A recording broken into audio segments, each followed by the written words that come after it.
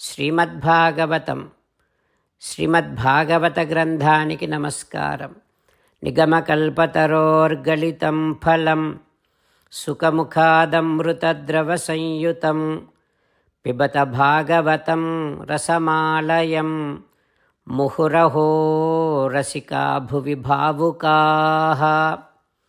శ్రీసుఖ యోగీంద్రుల వారికి నమస్కారం. యం ప్రవ్రజంతమనుపేతమపేతకృత్యం ద్వైపాయనో విరహకాతర ఆజుహావ పుత్రేతి తన్మయతయా తరవో వినేదుః తం సర్వభూతహృదయం మునిమానతోస్మి. నరనారాయణులకు, చతుర్ముఖ బ్రహ్మకు, సరస్వతీదేవికి, వ్యాసమహర్షుల వారికి నమస్కారం. నారాయణం నమస్కృత్య నరం చైవ నరోత్తమం దేవీం సరస్వతీం వ్యాసం తతో జయం ఉదీరయేత్.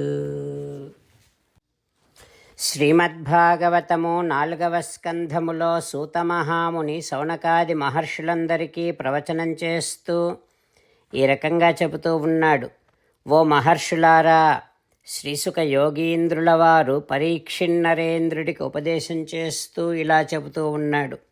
ఓ పరీక్షిన్నరేంద్ర, మైత్రేయుడు విదురునికి శ్రీమద్భాగవతాన్ని ఉపదేశం చేస్తూ ఇలా చెబుతూ ఉన్నాడు. హో విదురా, అంగమహారాజు తన మౌనవ్రతాన్ని వదిలేసి యజ్ఞమండపములో ఉన్నటువంటి సదస్యులను ఈ రకంగా అడుగుతూ ఉన్నాడు. హో సదస్యులారా, హో ఋత్విక్కులారా, కిం అవధ్యం మయా కృతం, నా అపరాధమేమిటో దయచేసి చెప్పండి. ఆహ్వానించినా సరే దేవతలు ఎందుకని వారి యజ్ఞభాగాన్ని స్వీకరించటము లేదో చెప్పండి అని అంగమహారాజు అడగగానే ప్రధాన ఋత్విక్కుడు ఈ రకంగా అంటూ ఉన్నాడు. ఓ రాజా, ఈ జన్మలో నువ్వు ఏ పాపము చేయలేదు, నువ్వు మనస్సులో కూడా పాపము చేయలేదు. కానీ పూర్వజన్మలో నువ్వు పాపం చేశావు. అందుకనే నీకు ఈ జన్మలో పుత్ర సంతానము కలగలేదు. అందుకని ఇప్పుడు నువ్వేం చేయాలంటే సంతానము కోసం యజ్ఞం చేయాలి. యజ్ఞభోక్త అయినటువంటి శ్రీమన్నారాయణుడు తప్పకుండా నీ కోరిక నెరవేరుస్తాడు.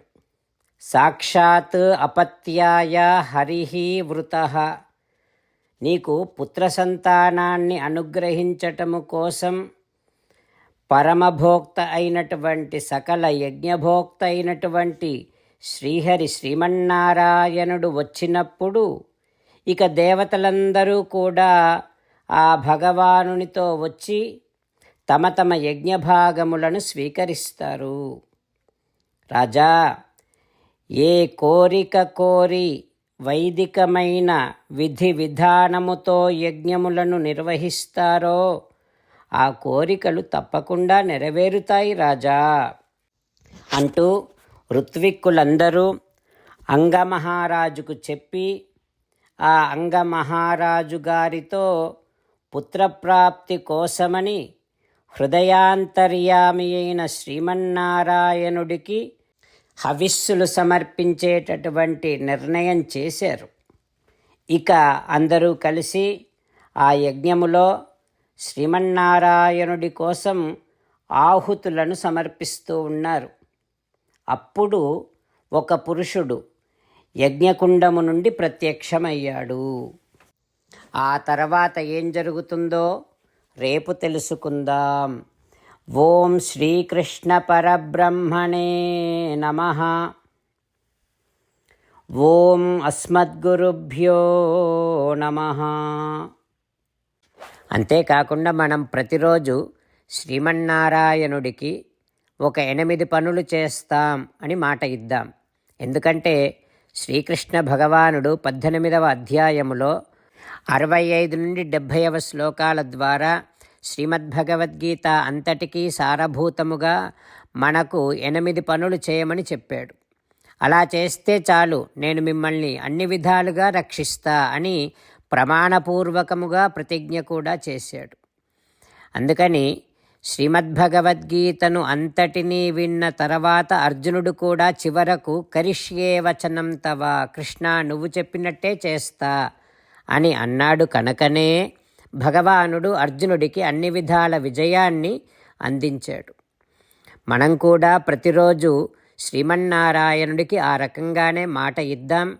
8 పనులు చేస్తాం అని మనము మాట ఇస్తే అది అష్టాక్షరీ మహామంత్ర జపము చేసినటువంటి ఫలితాన్ని మనకు ప్రతిరోజు ఇస్తుంది. ఇట్లా మాట ఇవ్వటం కంటే గొప్ప పూజ, యజ్ఞము, తపస్సు మరొక్కటి లేనే లేదు.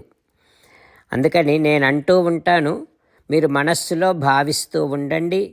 ఈ రకంగా మనము మాట ఇస్తూ ఉంటే శ్రీకృష్ణ భగవానుడి ముఖారవిందములో కలిగేటటువంటి ఆనందాన్ని మనం ప్రతిరోజు దర్శిద్దాం, ఆస్వాదిద్దాం. జై శ్రీమన్నారాయణ. హో శ్రీమన్నారాయణ, నువ్వు చెయ్యమన్నట్టే నేను నిన్నే సంతతము ధ్యానము చేస్తూ ఉంటా. హో శ్రీమన్నారాయణ, నువ్వు చెప్పినట్టే నేను నీ భక్తుడిగానే ఉంటా. హో శ్రీమన్నారాయణ, నువ్వు చెయ్యమన్నట్టే నేను నా విధులను, కర్తవ్యాలను నీ సేవగా, నీ తృప్తి కోసమనే సక్రమంగా నిర్వర్తిస్తూ ఉంటా. హో శ్రీమన్నారాయణ, నువ్వు చెప్పినట్టే నేను నీవాడిని అనే మహావిశ్వాసముతో నీకే నమస్కరిస్తూ ఉంటా.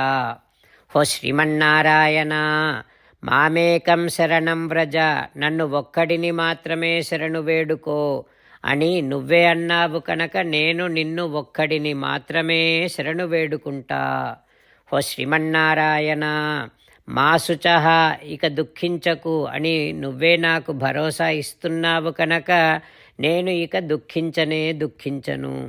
హో శ్రీమన్నారాయణ, నువ్వు చెప్పినట్టే నువ్వు నా కోసమని అనుగ్రహించినటువంటి శ్రీమద్భగవద్గీతను ప్రతిరోజు కనీసము 1 శ్లోకాన్నైనా జ్ఞాపకం చేసుకుంటూ శ్రీమద్భగవద్గీతను అనుసంధానము చేస్తూ ఉంటా. హో శ్రీమన్నారాయణ, నువ్వు చెప్పినట్టే నువ్వందరి కోసమని చెప్పినటువంటి శ్రీమద్భగవద్గీతను తెలియని భక్తులందరికీ తెలియచేసే నా వంతు ప్రయత్నాన్ని నేను నిరంతరము కొనసాగిస్తూనే ఉంటా. హో శ్రీమన్నారాయణ, నేను నువ్వు చెప్పినట్టే చేస్తా, నీకు నచ్చినట్టే ప్రవర్తిస్తా, నీకోసమే పని చేస్తూ ఉంటా. కరిష్యే వచనం తవ. జై శ్రీమన్నారాయణ.